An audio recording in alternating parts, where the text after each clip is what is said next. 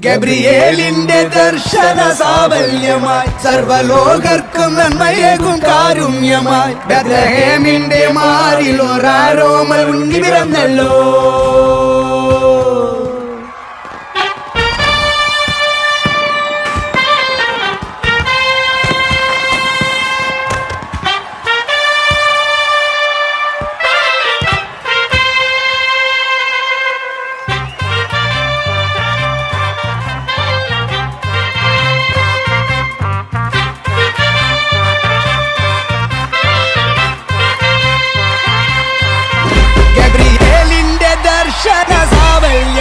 സർവലോകർക്കും നന്മയേകും കാരുണ്യമായി